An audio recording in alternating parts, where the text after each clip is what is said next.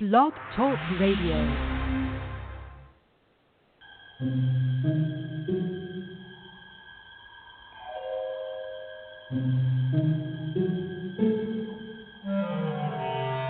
Archangels, ghosts, and Bigfoot, oh my.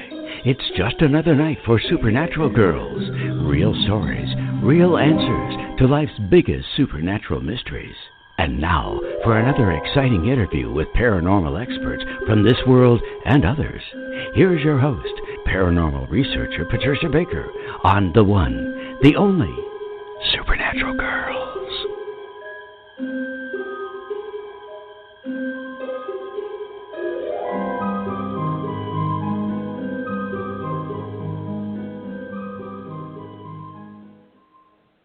Welcome, everyone, to another exciting episode of Supernatural Girlz Radio. I'm your host, Patricia Baker. I am here with my co-host, PK. How are you doing in Tucson? Are you still roasting out there? Well, actually, we're simmering right now. The roasting is going to take place Sunday. Sunday, they're calling for 108. Yikes. Yep, that's exactly it. Oh, my gosh. Mm-hmm. Wow. You can't even keep that air door conditioning handles in half the town.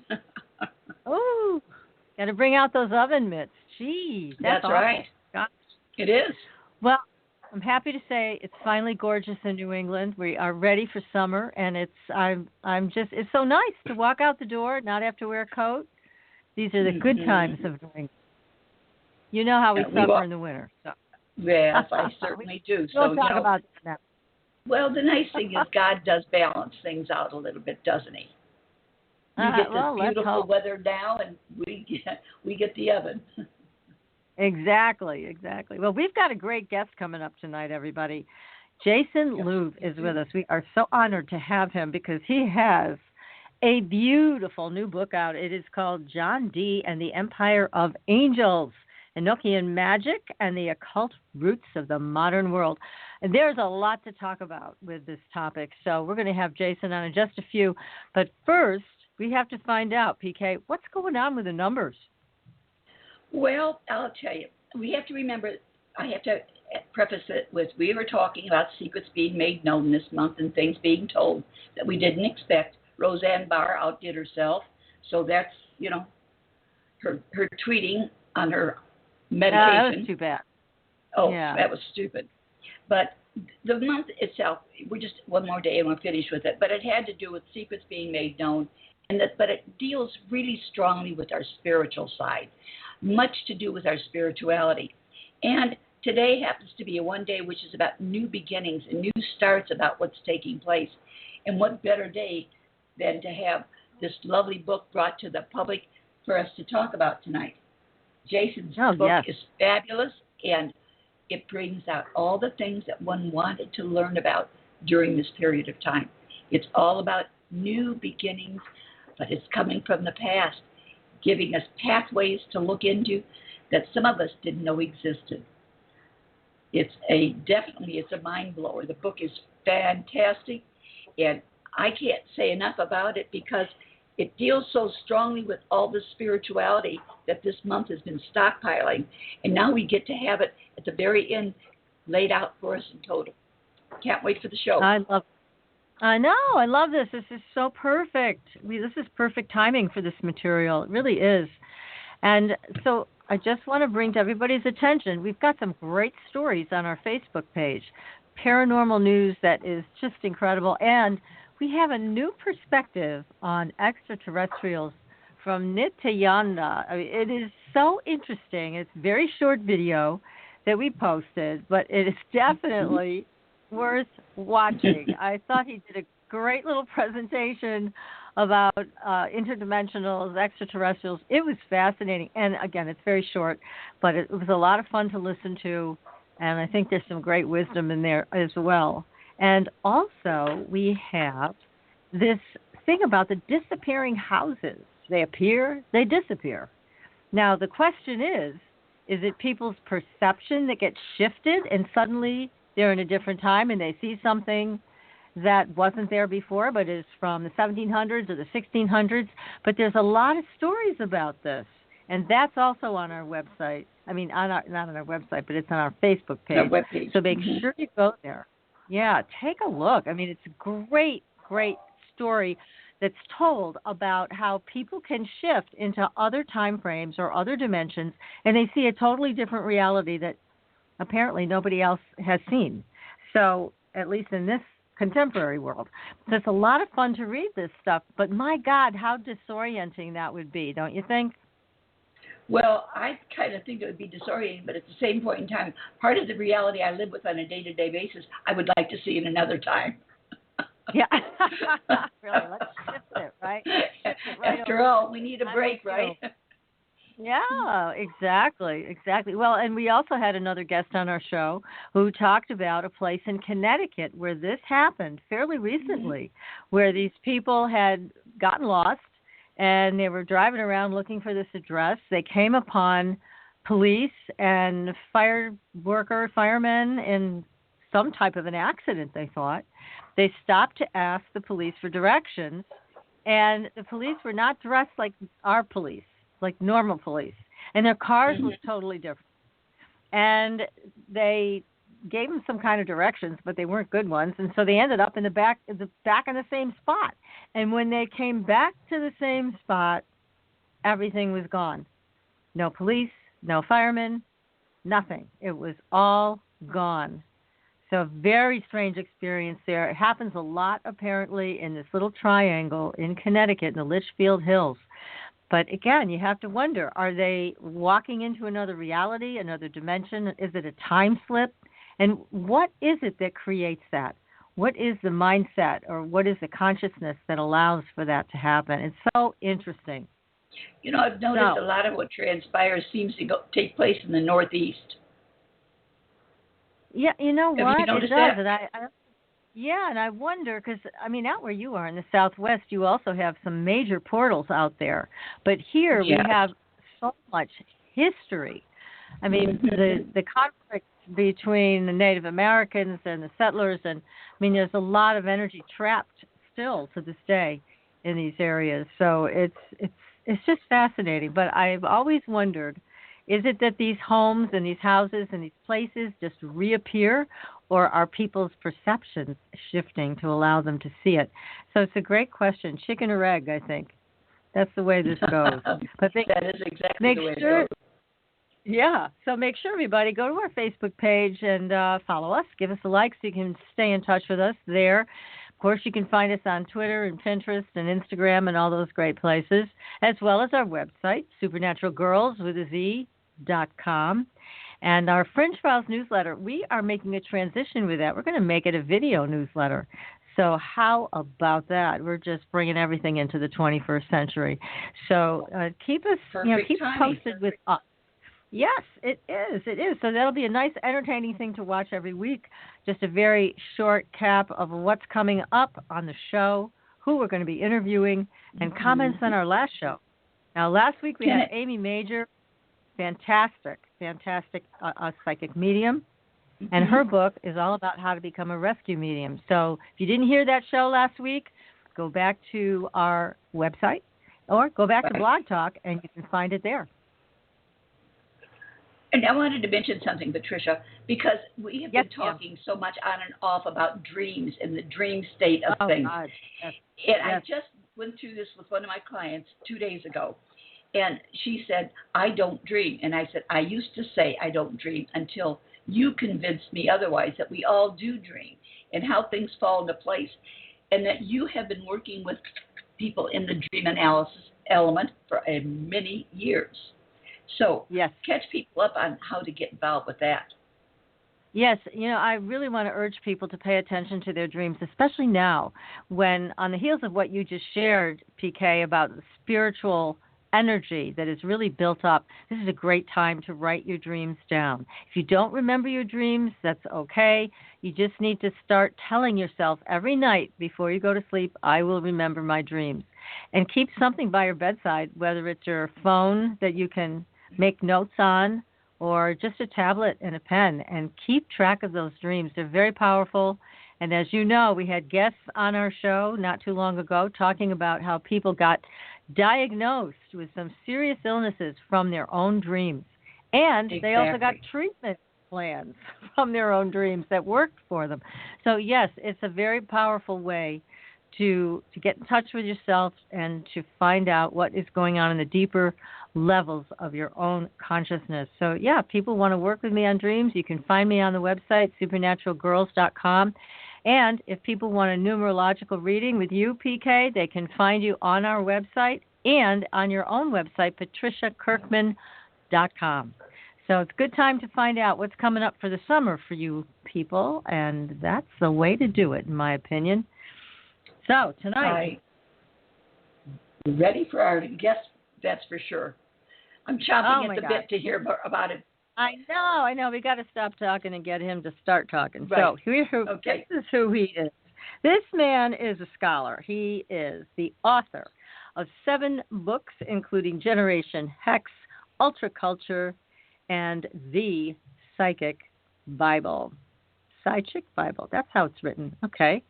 He runs the high-traffic site ultraculture.org and teaches courses on magic and spirituality at magick.me. That's M-E.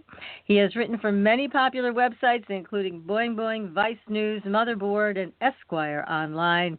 Jason lives in Los Angeles. And Jason, we're so glad to have you with us. Welcome to the show. Well, thank you for having me on. Now, I got to ask you, Jason, this is quite the book. How long did it take you to write this?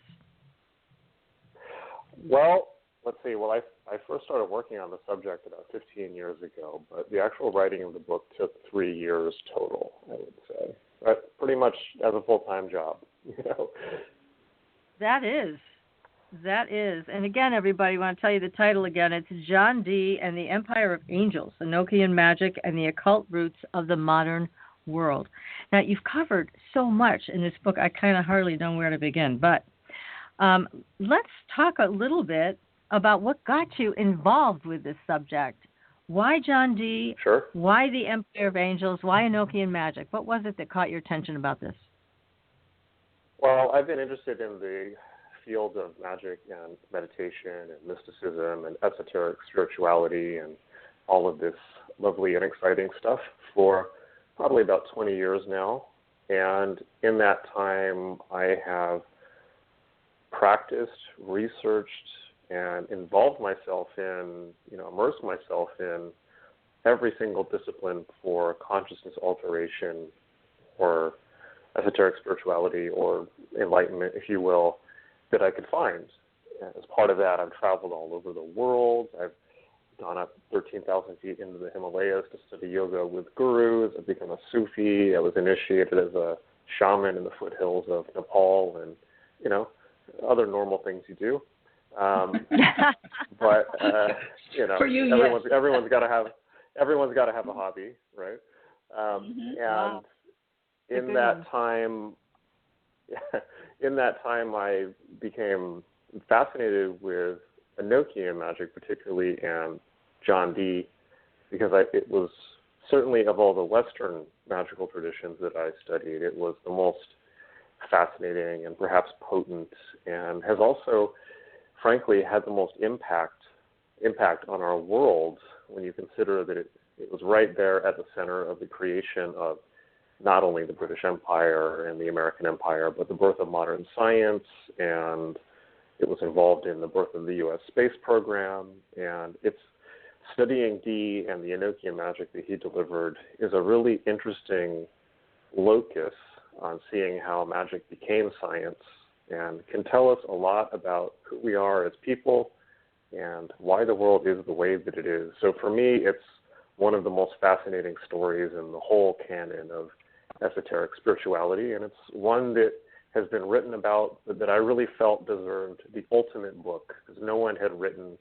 the book that pieced the whole story together, and that's what I decided I had to do. Well, you did it. Congratulations. Thank you. That's for sure. Yeah, it's incredible. But, I had never, there's a whole bunch of material in here that I had not heard before. And we have interviewed other authors like our good friend Lon Duquette, who we absolutely love and adore. But we hadn't heard some of these key points that you brought out. like the purpose that the angels had in trying to get everybody unified, basically. All these different religions coming together, that was a big goal. That I had never heard before. That was fascinating. Neither had I. It was something that I discovered in my academic research on the subject, and it was actually that idea that was so shocking that no one had talked about this before. It was finding out that idea that convinced me that this book had to be written. So the deal with John Dee is that John Dee was the court alchemist, court scientist to Queen Elizabeth I. He was an intellectual and a scientist, perhaps the smartest man in Europe of his day. He was also the original 007. That was the code name that Elizabeth gave him in the British Secret Service, which he helped start.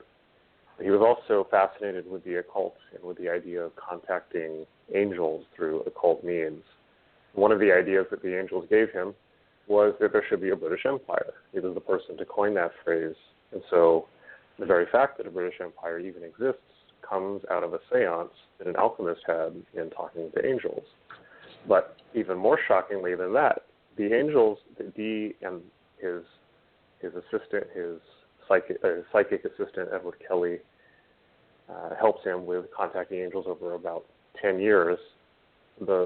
What they were told by the angels in those sessions, if you believe that that's something, if the angels were actually real and not just in their imagination, but whatever that was, the angels told them that there should be one world empire underneath Elizabeth, a new world order, and that there should be one world religion uniting not only Christianity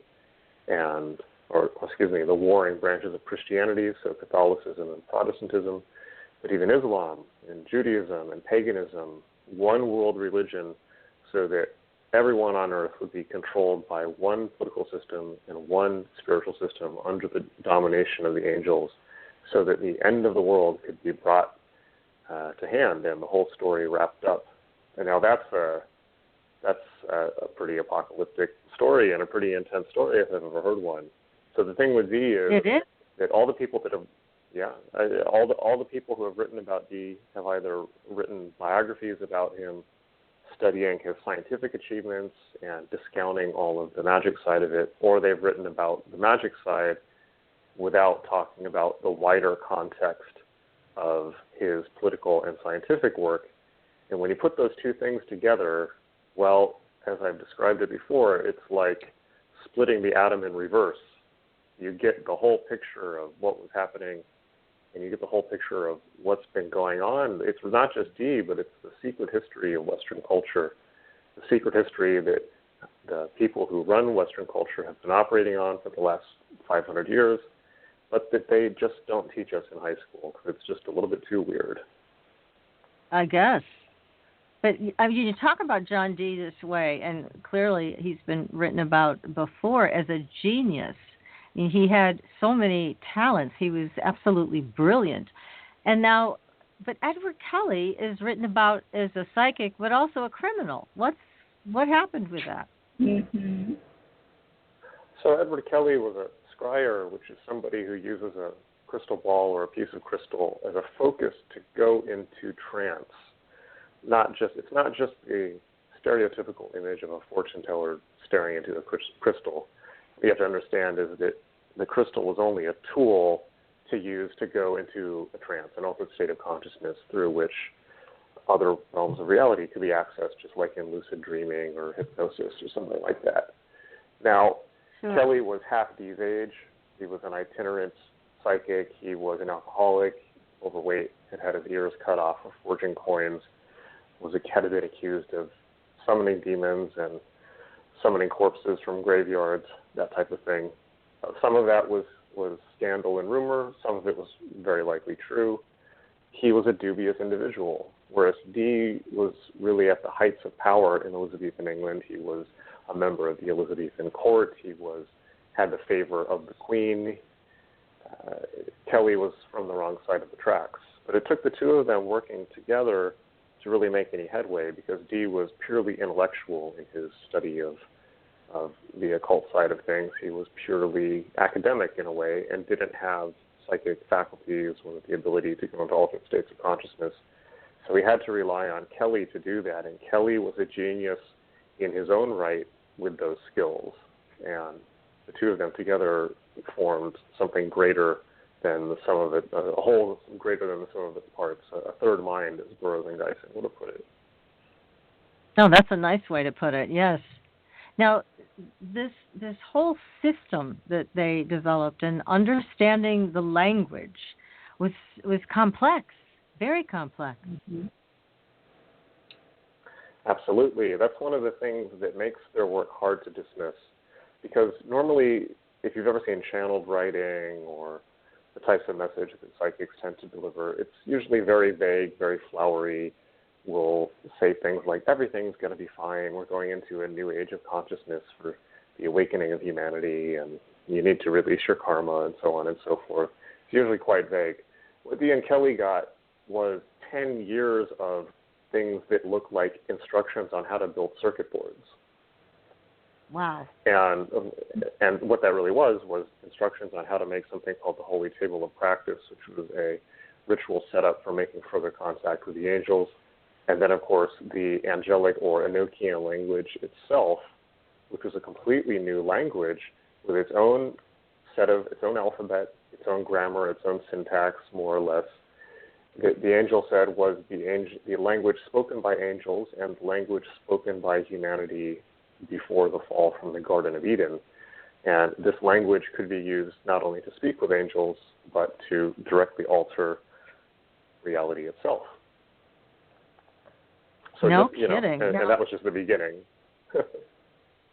Wow. Now, with you learning all of these things, and obviously having a training that you've had, which is extensive in mysticism and shamanism, all of these wonderful adventures you've had in consciousness, have you mastered the Enochian language? Have you learned it?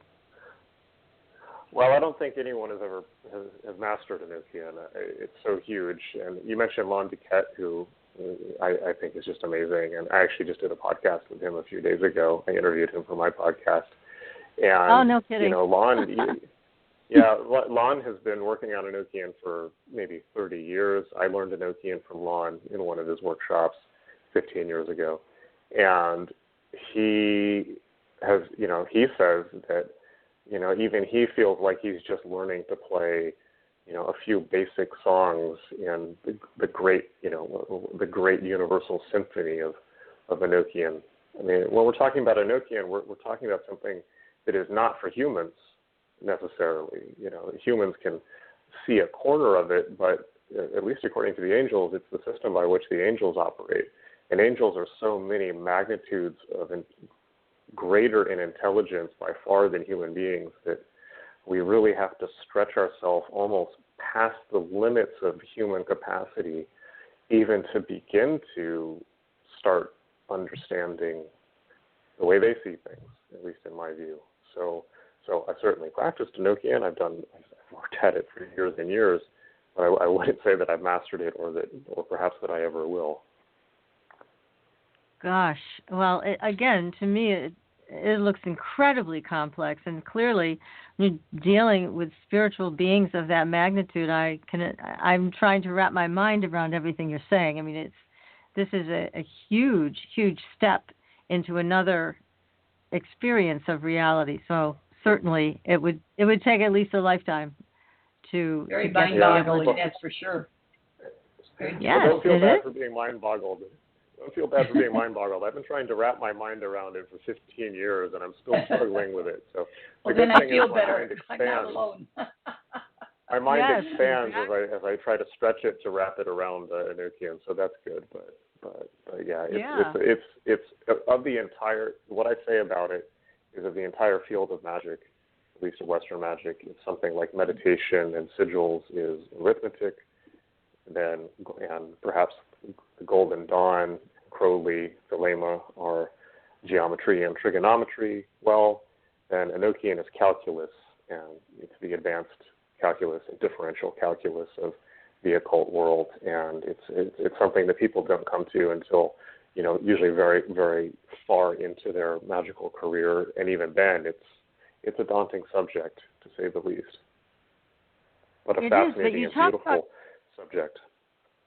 Oh, it is. And you talk about it in the book about it's a primary system. I mean, a lot of these other systems you refer to, they're pieces of the whole or pieced together, I think you've described them as. And yet this is a very pure and primary system. And it looks that way. I mean, you look at the tables that have been created and, oh, my God. I mean, complex. It's so complex. Not complicated, but just complex in its construction. So that's the way you still see it, as something being very primary? That's right.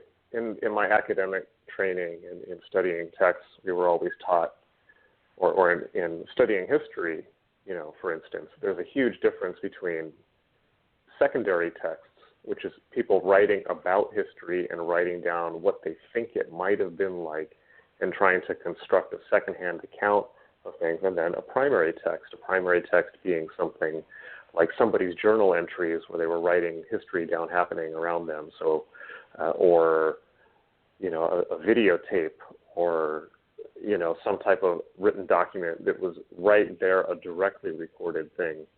So it's similar with Magick, but the thing that makes Enochian a primary system, to use those words, is that Enochian is top-down delivered instead of bottom-up reconstructed. So most forms of magic, let's say the Golden Dawn, or even neo-paganism, so Northern neo-paganism, or the various neo-pagan reconstructionist movements that we've seen in the 20th century, well, all of those are trying to put something together that's somebody's best guess. We think this is how it might have worked back in ancient Egypt. We think this is how it might have worked back in ancient Scandinavia. We don't really know, but this is our best guess. With Enochian, the angels show up and say, this is how it works. We're going to give you the exact instructions. Do it exactly as we say. We're delivering you the primal magic system from the dawn of history. So a little bit different. Yes. And a little bit more interesting. At least fascinating. Now, do you have an Enochian table? I sure do. I built one. Yeah. You did? It took me about a year. How long did it take you to do that? About a year. About a year. Oh, wow. It's a grueling process. I think it must be. And these tables are absolutely gorgeous. I know I have a picture of one of Lon's. I think Lon has a table also, because I remember him sending me a photo of it. And they're beautiful. Again, very beautiful. Yeah, those tablets, by the way, are maybe about 5% of the entire thing, 10% of the entire thing that you have to build. They're just one facet. There's several dozen Enochian implements that have to be built and put together. And the Enochian tablets are not the Enochian table. The Enochian tablets sit on top of the Enochian table, which is a 3-foot by 3-foot altar that is made up of all kinds of wax and metal sigils and all kinds of stuff, silk. And then the scrying ball. It's a serious undertaking. It is. Do you have a picture of your table? No, I don't. I haven't released a picture of that. It's mine. It's my private table. I understand. It's special. Yes, and it's yours. And so you use this in magical ceremony? Well, I've done a lot of Enochian. Some Enochian the table helps with. Some you don't need it. I've done it both ways. I've spent a lot of time. I spent a tremendous. That's why I said at the beginning. You asked me how long it took me to write this book. I said 15 years, but 3 years. It took me 3 years to write the book, but I was experimenting with Enochian off and on for 12 years before that, both by myself and in groups. People that I chose to work, thought to bring on to help me work on the system. But so that in itself is just understanding the system is a tremendous undertaking. But understanding the history and Dee and all of that is a whole other level to it. Well, again, we can't recommend your book more highly. I mean, this is the book. And it's called John Dee and the Empire of Angels, Enochian Magic and the Occult Roots of the Modern World. We are speaking with Jason Louv tonight on Supernatural Girlz Radio, and we're going to take a very short commercial break. I see there's people calling in. They may have questions for you, Jason, so we're going to try to get to all of that tonight. So stay tuned, everybody. We will be right back. Astridian is a family of cosmetic products with 98% pure ionized minerals. We combine our science with a blend of essential oils to nourish and take care of your skin's health. How does it work? All Astridian products contain the proprietary redox technology, having the capability of simulating an ionic zinc-copper superoxide dismutase effect. This free radical scavenger currently in your body has been diminished by toxins and the daily stresses of life. It is a perfectly balanced mineral complex that all $200 an hour dermatologists, their professors, and ancient history have proven. Redox technology is a process of reducing the skin's oxidation by transferring electrons from a radical state to a stress-free normal condition. Oxidative stress is a form of cellular aging, and as science has proven, a precursor to disease. The free radical theory of aging states that organisms age because cells accumulate free radical damage over time. Damaged cells are not beautiful, but healthy cells are. The Astridian family is presented in 4 different uses that cover unique benefits to your body. They are the Essential Anti-Aging Series, the Multivitamin Series, Sports Series, and Professional Series. Regain your youth with the power of Astridian. Visit www.astridian.com and inquire. Use the code SUPERNATURAL and receive a 10% discount on your first purchase. Astridian, the beauty of being healthy.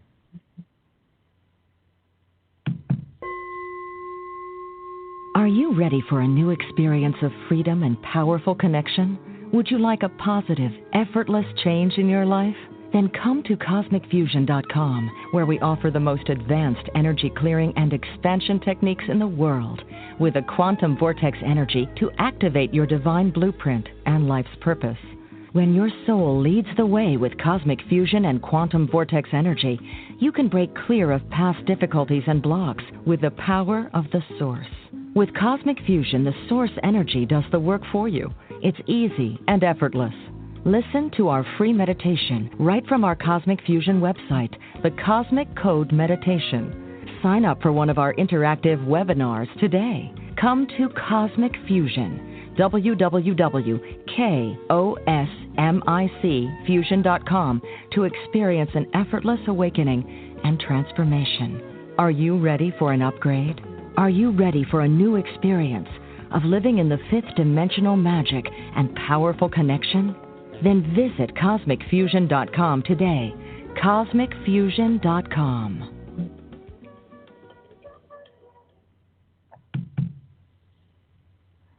Your property tax bill. Have you seen it lately? It's frightening. Your property taxes are going up while your home value is going down.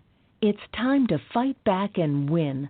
For the real truth about the property tax system, get attorney Pat Quintilian's book, Are You Getting Screwed on Your Property Taxes? How to Find Out and How to Fix It.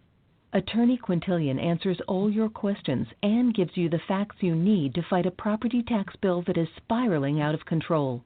You'll also read about what happens to property owners who don't check their property records, only to find out too late they're taxed on square footage, fixtures, and even buildings that they don't own. Is this happening to you? Learn your rights. Buy attorney Pat Quintilian's book today. Are You Getting Screwed on Your Property Taxes? How to Find Out and How to Fix It. Available on Amazon.com. Welcome back, everyone, to Supernatural Girlz Radio. I'm your host, Patricia Baker. I am here with my co-host, PK, and our great guest tonight, Jason Louv, is with us. He is the author of a new book, and it is called John Dee and the Empire of Angels, Enochian Magic, and the Occult Roots of the Modern World. So, my gosh, where do we go from here? Jason, tell us about, well, I have a question, first of all, from the chat room. They want to know, did Dee and Edward Kelly ever see these angels? Did he ever have visions of them? They saw them on a daily basis. I mean, you have to remember these guys were doing these rituals to contact angels 2 to 3 times a day on a pretty punishing time schedule for 7+ years.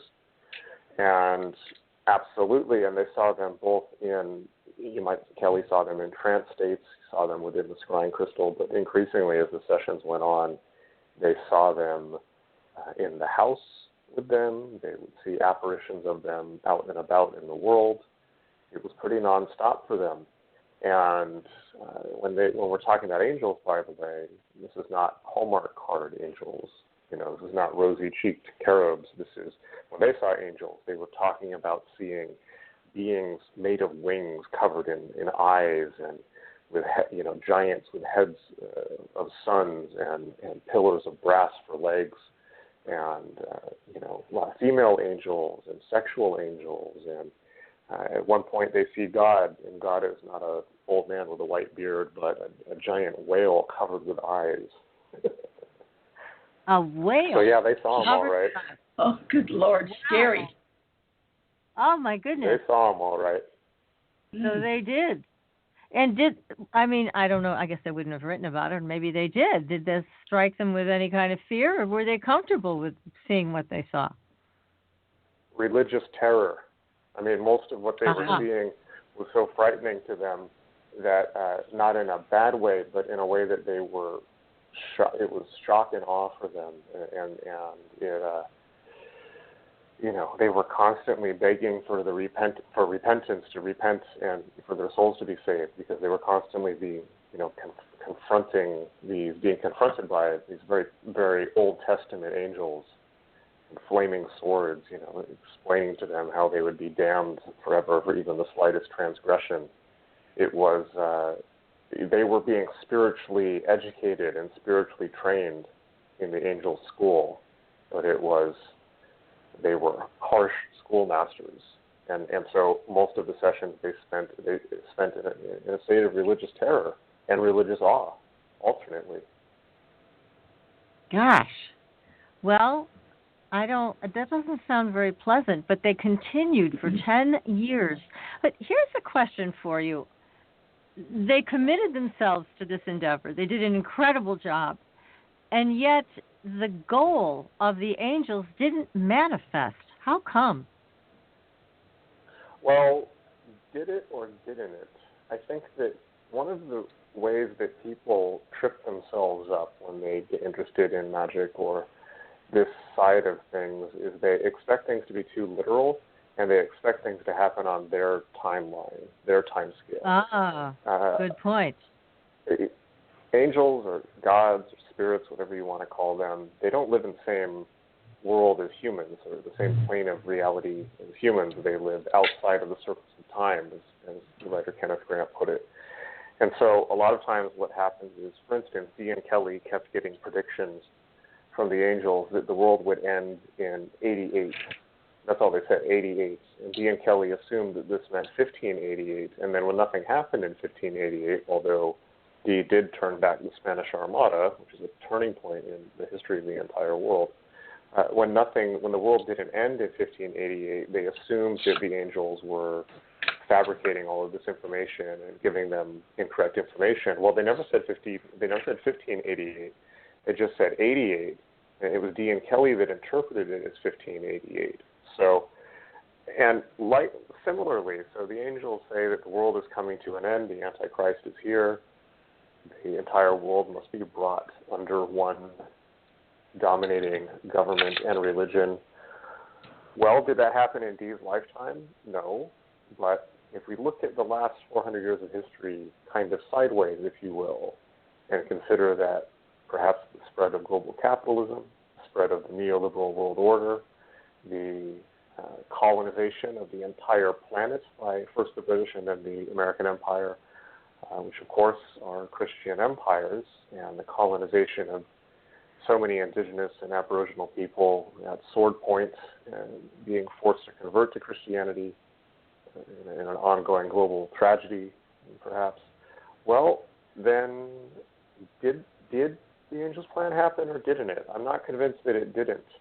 I just think that sometimes we need to look at things sideways a little bit and not be quite so literal, because magic is not literal. This is why people always discount it. Magic is quite subjective and fuzzy in a way, because it's talking about levels of reality that are not rational and are not, can't be put on a clocked timeline or something like that. When we're dealing with magic, we're dealing with the symbolic and archetypal levels of reality. We're dealing with the levels of, how meaning is constructed by human beings from generation to generation. It's a very, very different level of the human experience as a whole, if you will, than, your to-do list or your list of what you're going to be eating for dinner for the next week. Those are different things, and they can't be mixed up. So I'm not convinced the angel's plan didn't happen. And when we talk about the end of the world, by the way, everyone assumes there will be a specific date where the world will end. I don't think so. I think the end of the world is an ongoing process. I think if you look at the last 300, 400 years, what have we seen? The disintegration of everything, the disintegration of the world's tradition, the disintegration of the environment, the disintegration of art and language and the imagination. When you consider that in Elizabethan England, Shakespeare was the art for even the common people, and now we can barely read Shakespeare, and not just because of the archaic English, but because we just can't get that level of subtlety of meaning. We've lost that faculty, despite the fact that our technology has advanced so much. Religion has ended. Nobody is religious. Nobody has, pays any credence whatsoever to the idea that there are deeper levels of reality by which their conduct must be measured, perhaps. And so I think if John Dee was to time travel to 2018, he would consider this the end of the world. So it's an ongoing process, and that's how we have to look at these things. It's not like there's a specific date or a specific prophecy. We have to look at magical thinking and magical prophecies as perhaps poetic descriptions is a good way to look at it. Poetic descriptions of deeper levels of meaning and things to come. Well said. It makes a lot of sense in how you discuss this. Yes, that's very understandable now. Now, when they went through all of this construct and all of these communications and channeling and scrying, they talk about, here's the question, the watchtowers. Can you break that down for us? What are the watchtowers? So the watchtowers are the Enochian tablets, and they are related to the four directions, the four cardinal directions, and they're also related to the four horsemen of the apocalypse. And I think that they are essentially dimensional gateways that are to be opened as the world ends. And that's not literal, as in you saw like a dimensional gateway open in the sky somewhere. These are gateways that are opened in the deep parts of human consciousness. And that's the watchtowers. That's one way of understanding the watchtowers. But, yeah, I'm not sure. Sometimes to be quite honest with you, when we're talking about questions like this, I have to think about what I should say publicly and what I should just keep to myself, not because I don't think people shouldn't know things, but because, we're talking about apocalyptic architecture. So okay, we don't want to scare everybody. You have to tease us into it, because sometimes we don't understand until we get it smacked right in our forehead. You know that. Right. Okay. Well, look, the world is coming to an end, right? And that doesn't mean, as I've touched on before, it doesn't mean that the skies are going to open up and there's going to be angels and demons and brimstone and all that left behind nonsense. It's not like that. It means that all of the structures of human culture are crumbling and are being reborn and rebuilt as something new, and the human project is disintegrating. All we have to do is turn on the news to see that. The question is it disintegrating and ending, or is it dying and being reborn? Well, if you look at nature, everything in nature is in a constant process of dying and being reborn. Plants spring up and then are cut down and then die and then become fertilizer for the next ones. And the form is similar, but it's a new plant. So Humans are the same. Animals are the same. Well, why would cultures and civilizations be any different? But I think it's important to be very hermetic about things. So the hermetic magicians have the dictum, as above, so below. They look to nature to understand the spiritual world, the higher realms. And I don't think that the spiritual realms and human culture are outside of nature. I think everything is part of nature, all the way down to language and culture and meaning and our capacity to mythologize, and all of this stuff is part of nature. So I think that, worlds are constantly ending and being born, and the end of the world and the apocalypse is part of human existence. It's something, everybody has an apocalypse. Everyone dies, right? The world comes to an end for everyone individually, and if we're lucky, it may come to an end for us many times in our life, and then be reborn before the final, so that we get used to it. But I think it's the same for cultures. I think it's the same for whole continents, perhaps whole civilizations, whole iterations of humanity, without going out too far on a limb. So that's how I feel about it. No, I mean, it sounds like the embodiment of the phoenix for all of us individually, and then as a planet as well, which I guess when you put it in those terms, you can understand that. It makes certain sense, that's for sure. But for you, when you've done this kind of work and you've studied it for so long and you've used it in your own magical practice, now, have you encountered these angels yourself? Well, it's funny. I think that everyone that you talk to that does Enochian, it's different for everyone. And what Dee and Kelly saw is probably not what people who might do Enochian these days will see. One of the reasons for that is that the magical visions that one experiences while doing Enochian are generated by whatever's already in your head. Everything has to be formed out of some type of clay, some type of base clay. And that's kind of what's already embedded in your nervous system in most cases. So I've had many unbelievable and intense and profound and shocking and enlightening and terrifying experiences doing Enochian magic, but none of them have been the same as Dee and Kelly's. None of them have been the same as Crowley's. And I think that's as it should be, because it's a very personal thing. It's individualized for each person. Yeah, and I get the feeling that you're a very powerful magician. I really do, and it must be very exciting to have what does access. That mean? I'm curious. I don't know, but I just sense that with you. Can you send that information to the IRS, please? Yeah, can you tell the IRS that? We'll see what they say. We'll see what they say about you? it. They better not bother you. No, they're not bothering me. I just mean. No, but you just ignore them. That's right. You don't have to pay attention to them. You're a magician. But no, really, I sense that. Yeah, I don't know about that. You carry a lot. You carry a lot of this power, and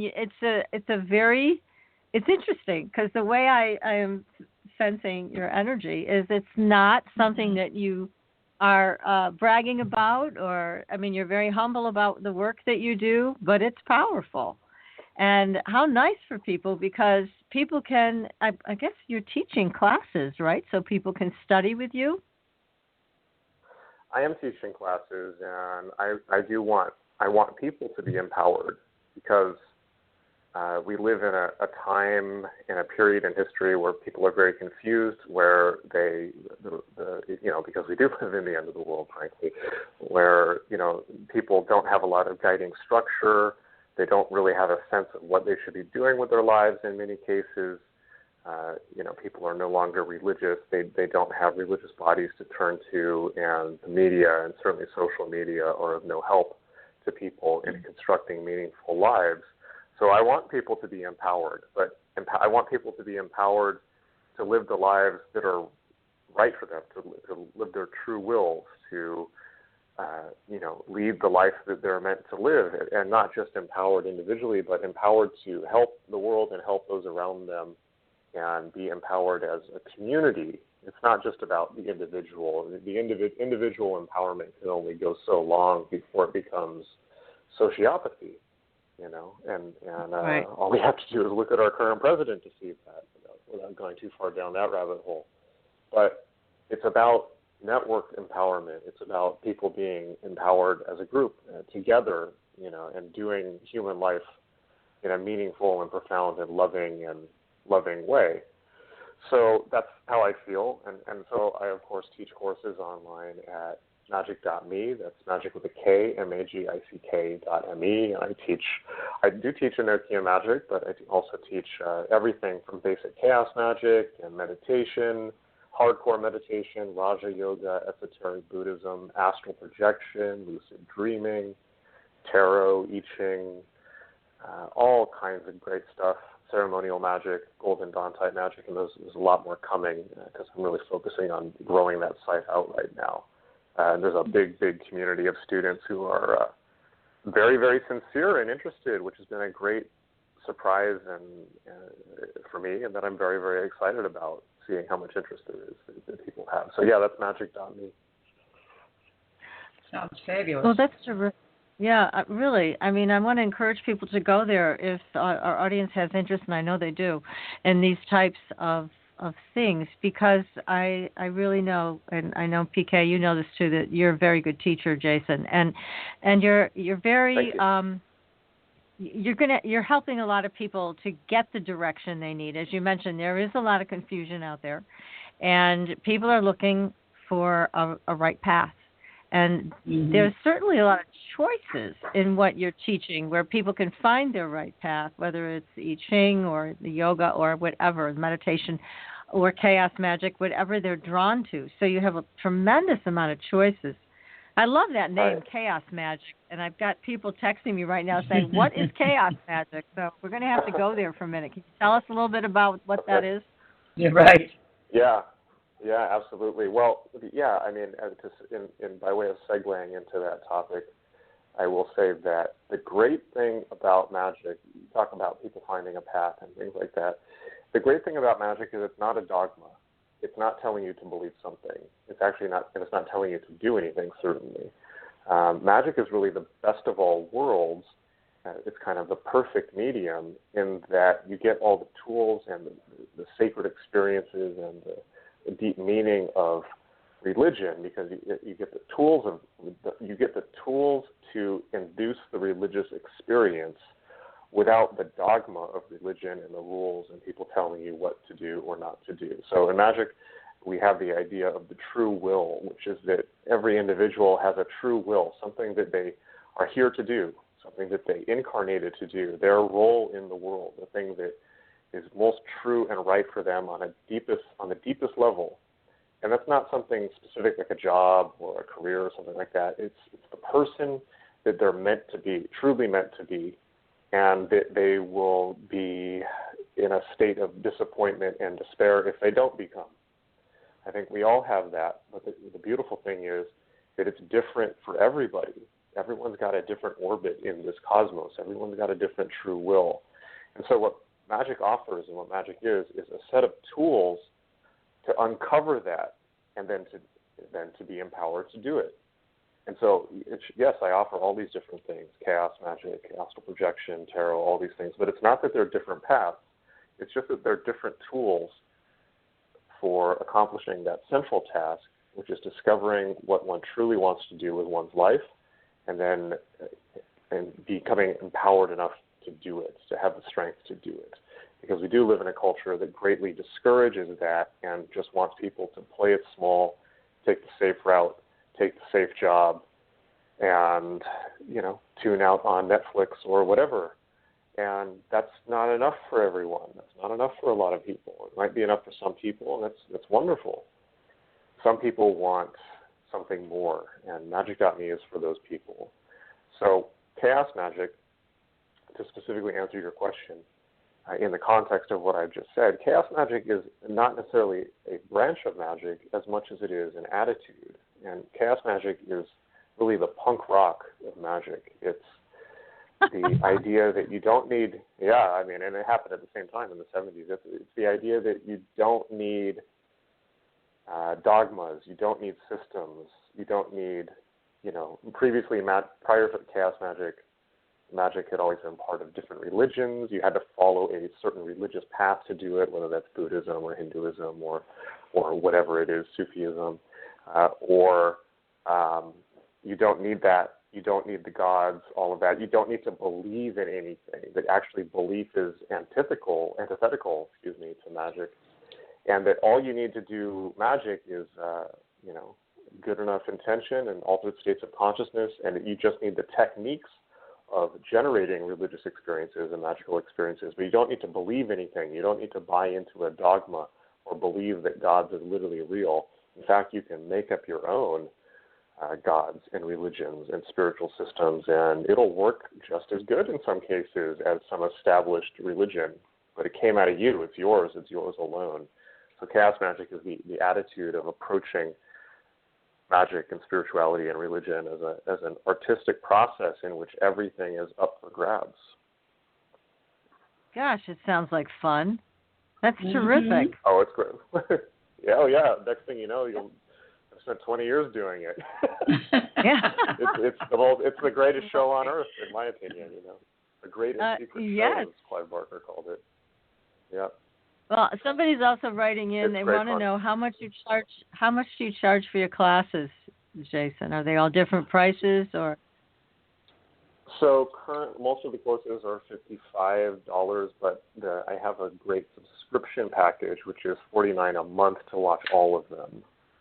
And wow, those prices may be going up in the near future because my students because of my students, they keep emailing me and telling me on our live calls, because I do live Q&As as part of this also. For people who are subscribed, you can ask me a question in live video. My students keep saying, dude, you're giving us please stop. You're giving us way too much. You need to charge more. You're really selling yourself short. I think they're concerned for my well-being. So my students are urging me to charge more for my own well-being. So the prices are probably going to go up soon, but that's the price now, and anybody who gets it at that price currently will be grandfathered in if I raise the prices, which will probably be in about a week or two. Okay, everybody, you better jump on now. How many do you anticipate? How many classes do they take? How many sessions are involved? Well, right now there's 50. So it's completely up to the person how much they want to go in or not. And of course, they can stay subscribed for as little or as long of a period of time as they want. But right now, there's about 15 classes on the site, which are each between 3 to 6 hours each. So there's a lot of material there, a lot. Yeah, and I'm constantly adding to it. Yeah, I've been adding tons just recently, so it's growing. But people can choose their own pathway through it. Some people are more interested in, for instance, some people are just interested in the meditation part, and that's great. Some people are interested in the much more hands-on chaos magic thing. Some people just want to learn tarot or I Ching. Different people are attracted to different things because there's no one right way or right path for everyone. Everyone's got a different way of approaching this. So I just want to put all the tools out there without telling people what to believe. I just want them to have the tools so they can do them right and then come to their own conclusions about what it all means. So for them, for their life. Well, I was just fascinated by Da Vinci's Salvator Mundi with Christ holding the crystal ball in his hand and thinking that, oh my God, that was just fascinating to see that, the feel of that. It just has a draw towards me that I never thought about before. Yeah, you know what? That image I saw, that was the very last thing that I put in the book, that the team, the publisher at Inner Traditions, we got into the book, because that painting, so Salvator Mundi by Leonardo da Vinci, which is this beautiful image of, it's kind of a lost Da Vinci of Christ holding, it's supposed to be Christ holding the world, the Savior of the world, Salvator Mundi. So he's holding an orb, which in the art of the time was meant to represent the world and regency and kingly power. Yet, if you look, it looks like a crystal ball. And the hilarious thing, this is the hilarious thing, that when they found this, there's still this huge debate. Was this really a Da Vinci? Because they look at the the crystal ball, and they say, well, the perspective is off, it looks spectral or ghostly. Da Vinci must have, Da Vinci knew better technical form than to draw a crystal object this way. But they never considered, well, maybe he wanted it that way because he wanted it to look spectral and ghostly, It's like they never consider that because they're so literal. Now, of course, I saw that and immediately I understood what it was. It's a scrying ball. It's Christ holding a scrying ball. Mm-hmm. What Da Vinci is saying with that is that you can use this technique, the scrying technique that Dee and Kelly were using, and more than them, but all the other magicians of the Renaissance and the Enlightenment, the pre-Enlightenment period. They used that scrying ball to contact angels as a way to directly access the religious realms instead of relying on the dogma of the church. And so what Da Vinci is saying is, it's Christ saying, here's how you call me, right? Mm-hmm. And this is the scrying ball. This is the tool you use. And my goodness. So, but the thing is, right? So here's the thing. So that painting went up on auction. I think the week before the book went to the printers, and it was auctioned. It was the highest selling auction for a piece of artwork at Sotheby's ever. Right? Mm-hmm. Something like $4.5 million, or something like that. I think it sold to like a Saudi Arabian oil sheikh or something like oil baron, something crazy like that. Absolutely fascinating. But I saw it, and it was just in time. It was like, oh, that has to go in the book. It's perfect. Oh, it's the perfect definitely. image to bring out the central theme of the book. And so beautiful also because it shows that magic is a holy art and a good art and is a true path to religion and not all this crap that people have associated with it. It's like, oh, black magic and Satan and Aleister Crowley and the devil and all this stuff. It's like, no, that's people's misperception of it. And so I was so grateful that showed up, and it was just the perfect thing to put in the book. I'm glad that you picked up on it.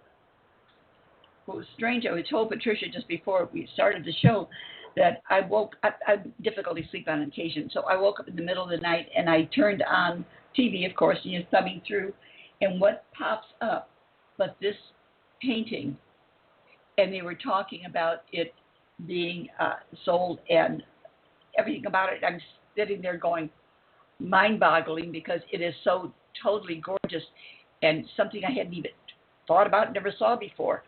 And then when I got your book and I opened it up and there's the picture looking back at me again, and I'm going, oh, wow, I've got to do more research on this. It's a beautiful image. And, isn't it hilarious, by the way that modern scholars think about these things? They look at Da Vinci, oh, this couldn't have been a Da Vinci because Da Vinci didn't know what he was doing. He didn't, he wouldn't have painted a crystal ball like this. Or they look at John Dee, like, oh, John Dee thought he was talking to angels. Well, he must have been crazy or just superstitious because he lived 500 years ago. And they never stop to think, well, hang on. These are some of the greatest geniuses in world history, and we assume we know more than them? I don't think so. Right. That's right.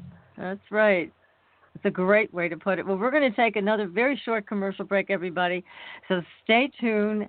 Hang tight. We will be right back with Jason Louv, who is the author of a great new book that we've been discussing tonight, which is called John Dee and the Empire of Angels. You will find that photograph of that painting in this beautiful book. So stay tuned, everybody. We'll be right back. Are you ready for a new experience of freedom and powerful connection? Would you like a positive, effortless change in your life? Then come to CosmicFusion.com, where we offer the most advanced energy clearing and expansion techniques in the world, with a quantum vortex energy to activate your divine blueprint and life's purpose. When your soul leads the way with cosmic fusion and quantum vortex energy, you can break clear of past difficulties and blocks with the power of the source. With Cosmic Fusion, the source energy does the work for you. It's easy and effortless. Listen to our free meditation right from our Cosmic Fusion website, the Cosmic Code Meditation. Sign up for one of our interactive webinars today. Come to Cosmic Fusion, www.kosmicfusion.com, to experience an effortless awakening and transformation. Are you ready for an upgrade? Are you ready for a new experience? of living in the fifth dimensional magic and powerful connection? Then visit CosmicFusion.com today. CosmicFusion.com.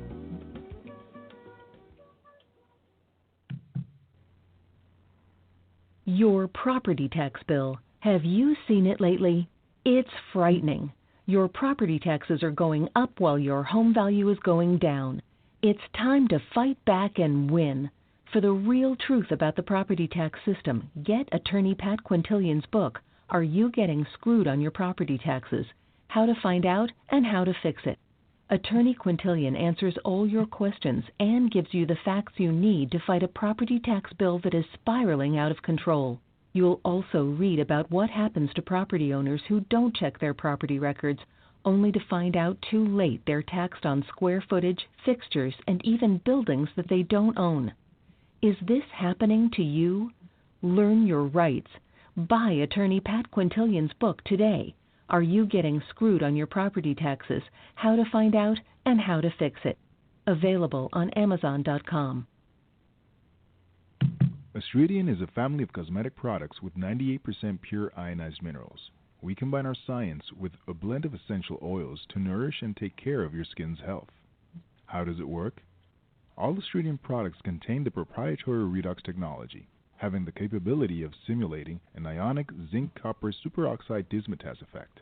This free radical scavenger currently in your body has been diminished by toxins and the daily stresses of life. It is a perfectly balanced mineral complex that all $200 an hour dermatologists, their professors, and ancient history have proven. Redox technology is a process of reducing the skin's oxidation by transferring electrons from a radical state to a stress-free normal condition. Oxidative stress is a form of cellular aging, and as science has proven, a precursor to disease. The free radical theory of aging states that organisms age because cells accumulate free radical damage over time. Damaged cells are not beautiful, but healthy cells are. The Asteridian family is presented in 4 different uses that cover unique benefits to your body. They are the Essential Anti-Aging Series, the Multivitamin Series, Sports Series, and Professional Series. Regain your youth with the power of Asteridian. Visit www.asteridian.com and inquire. Use the code SUPERNATURAL and receive a 10% discount on your first purchase. Asteridian, the beauty of being healthy. Welcome back, everyone, to Supernatural Girlz Radio. I'm your host, Patricia Baker. I am here with my co-host in Tucson, PK, and our guest tonight, Jason Louv, who is the author of a new book, The Empire of Angels. It's John Dee and The Empire of Angels. A great book. It's a beautiful book. I think, Jason, you should win an award for this book. I really do. Oh, thank you. Okay. Is that good? Yes. Well, feel free to nominate me for any you can think of. Well, we'll do that. We'll nominate you, no question about that. Now, one of the things that I noticed in the book is you talk about at the very beginning the different kind of hierarchy, I guess, for lack of a better term, the seraphim, the cherubim.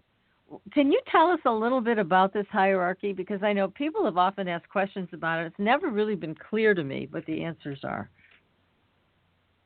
Yeah, so, by the way, this is actually theological. This is, held to be theologically true by both the Catholic and the Orthodox Church. So this is not a fringe thing. This is mainstream Christian belief in the Catholic and Orthodox churches. So the hierarchy of angels comes from a theologian named Pseudo-Dionysius the Areopagite in about the 5th century and was later picked up by people in the Renaissance, people like Marsilio Ficino and several others. Even Thomas of Loyola talks about it. But it's the idea that there are 9 ranks of angels, and the very top being seraphim, followed by cherubim, and then there's dominions, thrones, powers, and principalities, all the way down to, and then there's virtues, all the way down to archangels, and then angels. And angels are the lowest rank of angels overall. And the angels tend to be the guardian angels that look out over individual people in their life. But it when we're at the lower end of the scale, where the angels tend to appear human and not particularly different from human beings. Those are the angels you can think of with white robes and wings and that type of thing. although they don't always appear with wings. But as you go further up the scale, it starts to get weirder and more psychedelic and bizarre, and in some cases frightening.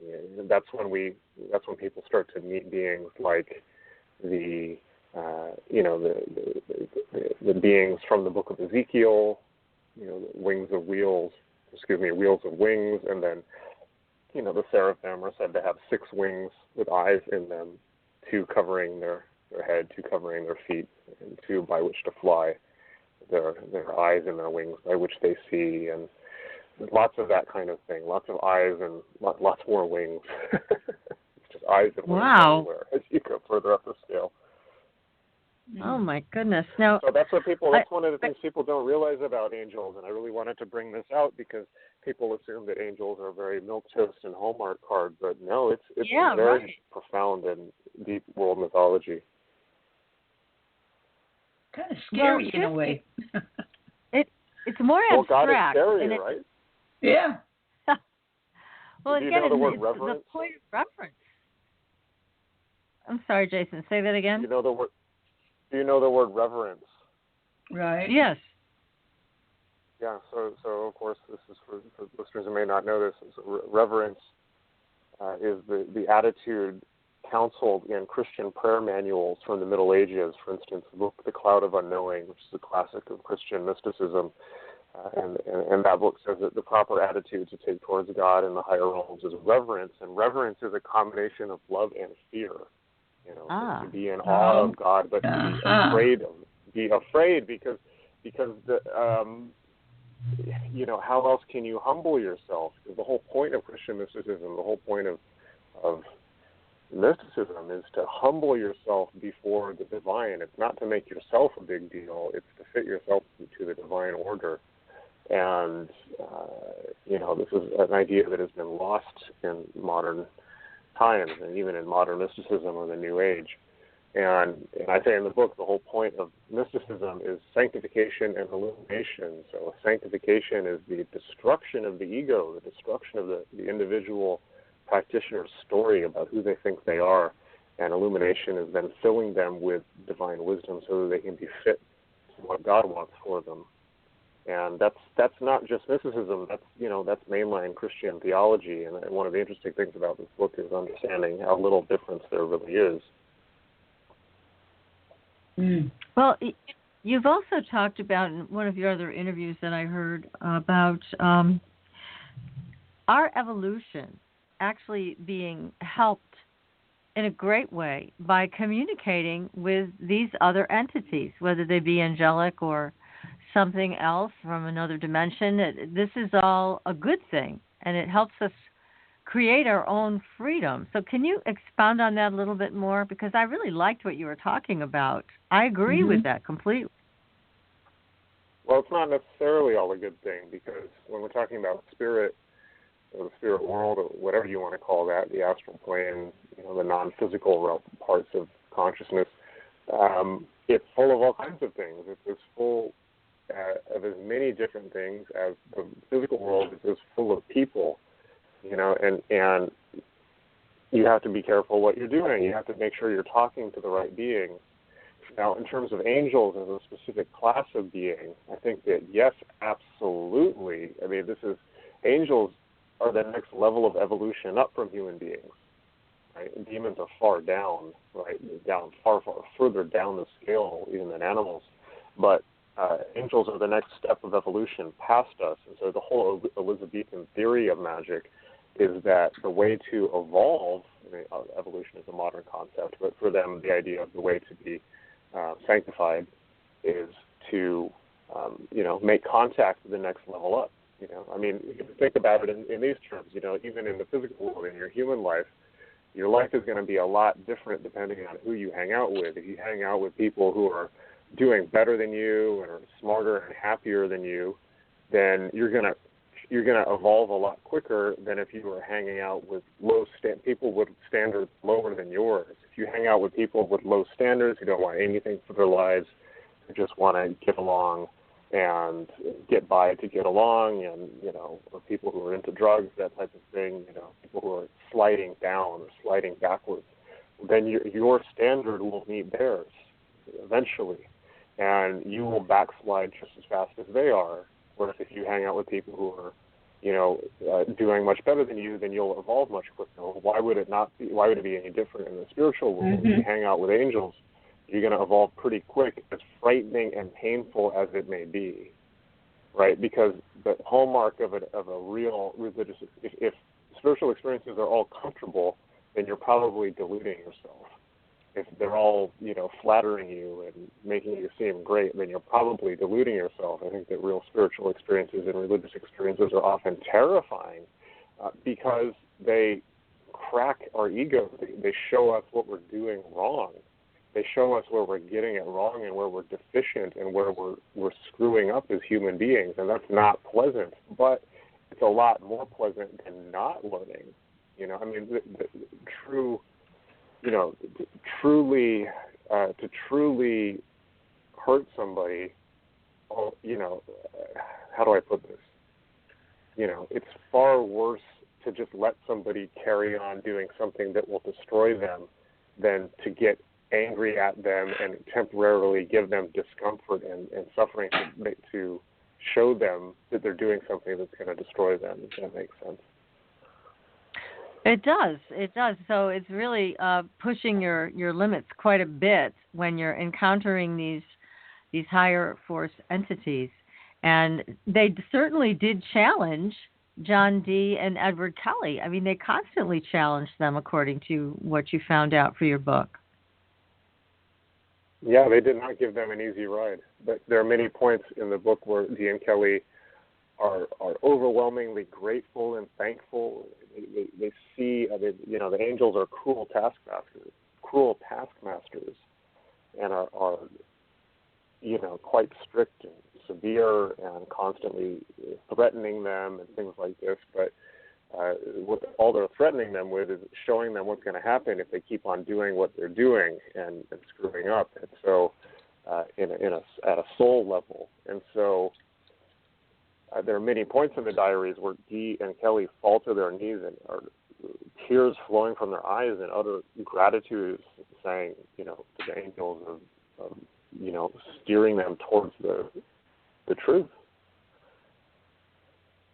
Yeah, and I guess it is hard to hear sometimes. I can't imagine what it was like living back then and having this incredible conscious, mind-blowing experience with these other beings. So, I mean, were they basically criticized by their contemporaries for doing what they did? Kelly, it was impossible to criticize Kelly because he was already practically seen as a criminal, but Dee's career was destroyed.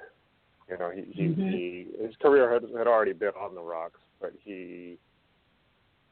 nobody took him seriously. He was more or less outcast from court.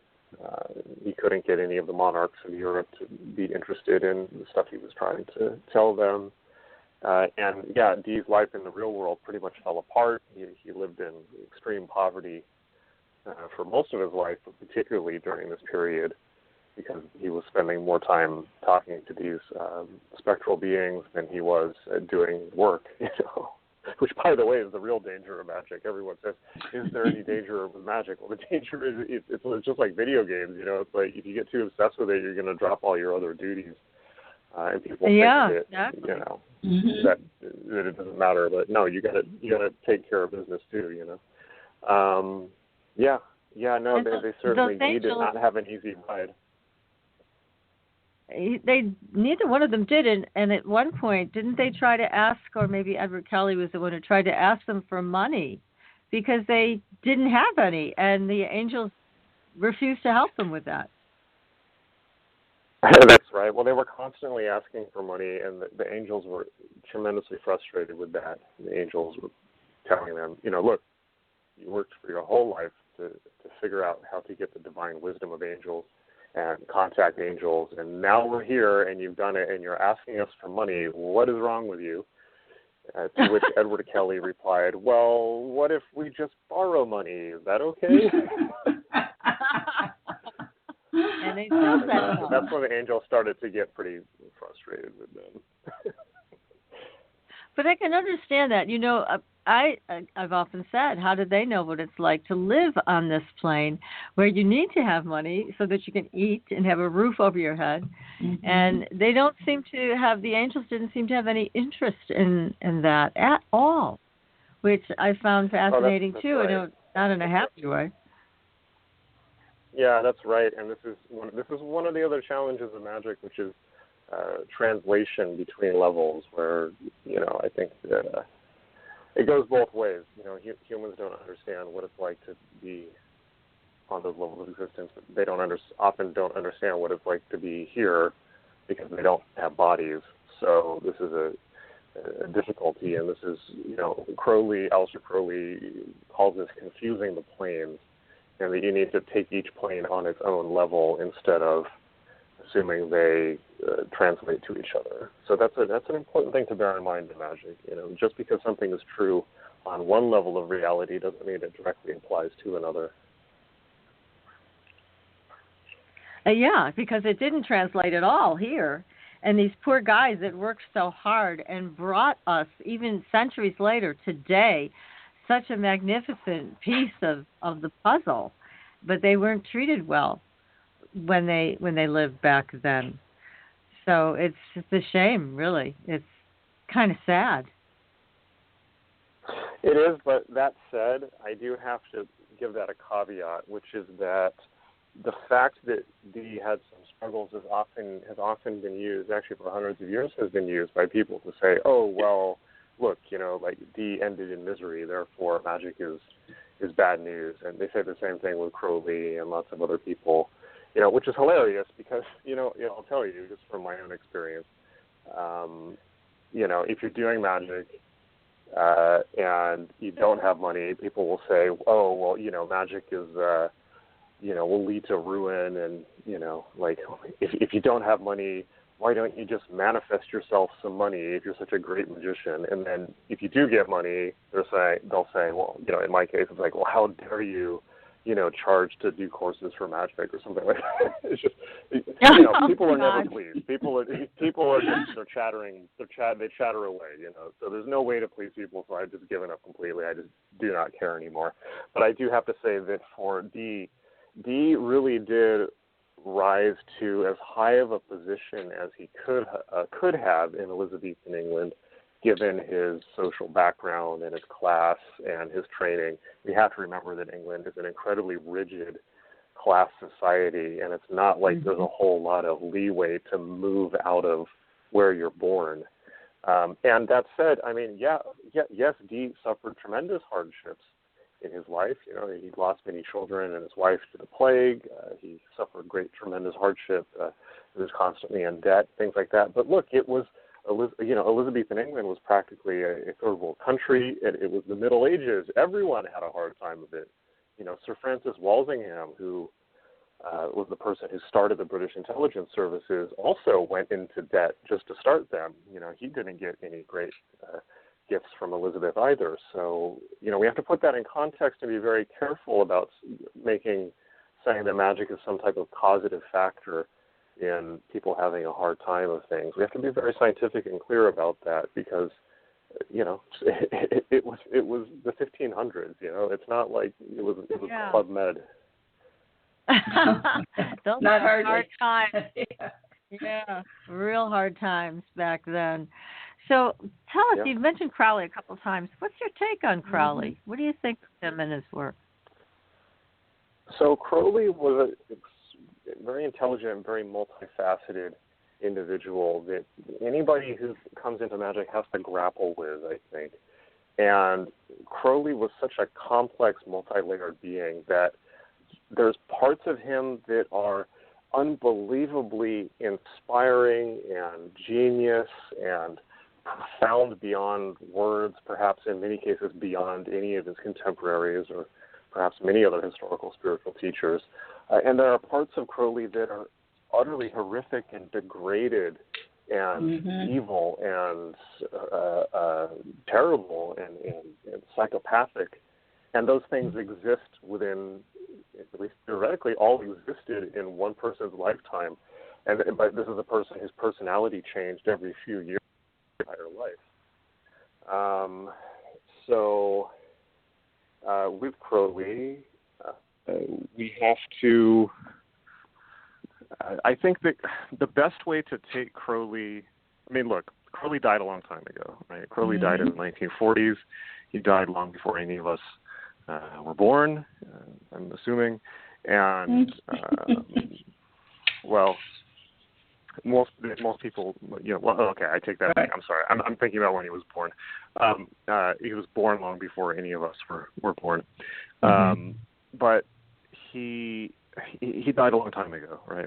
And so I think that the best way to take Crowley now for modern students is to take him almost as a Zen cone, right? It's like how can such profound truth and such utter degradation exist in one person?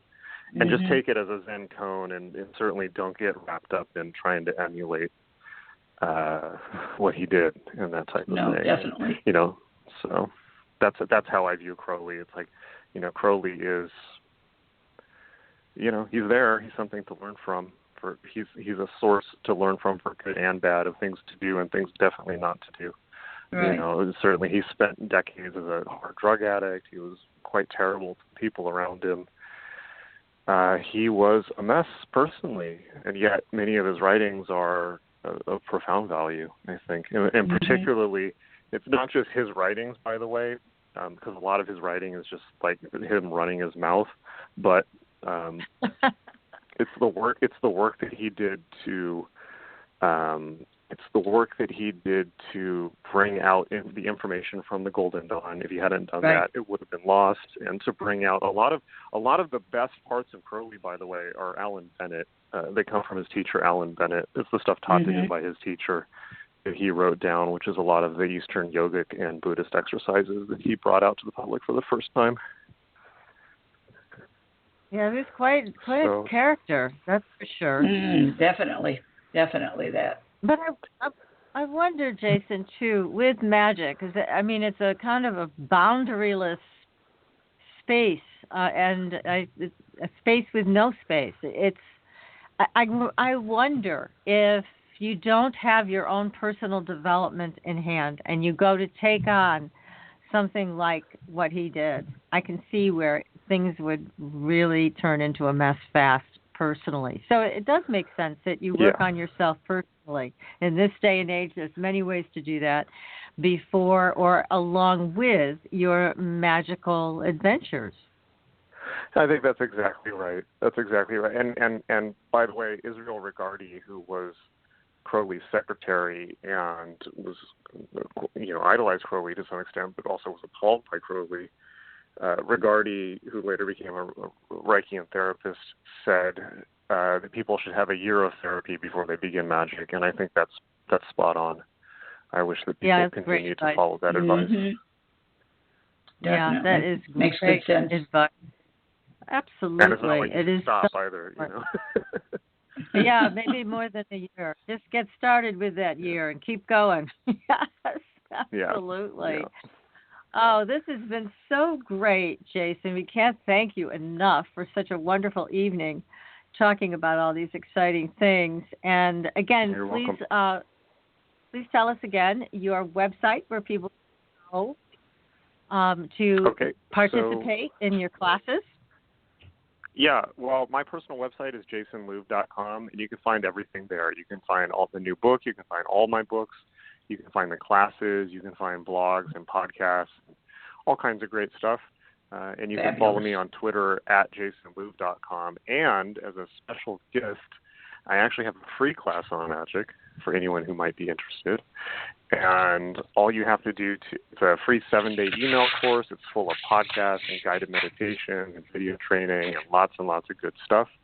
All you have to do to get that class is take out your phone, text the word shaman, SHAMAN, to the phone number 44222, assuming you're in the U.S. Otherwise, you can go to my website and you'll find it. But it's the word shaman to the phone number 44222, and it'll send you back a text asking for your email. Give it your email, and it will sign you up for the course right away. Oh, and we can stay in touch through my list. perfect. Yeah. Oh, wonderful. Thank you. What a kind gift. I like it. Great magic trick. Well, thank Delivered you. by the miracle of Thanks modern technology. I love it. I love Yeah. it. Thanks again. Thank you. Please keep us posted. I'm sure you'll be doing another book soon. Next week, everybody, I believe we have Jerry Wills, a great healer, coming on board.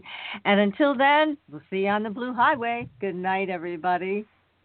Good night. Thanks for listening. Tune in next week for another radio adventure with Supernatural.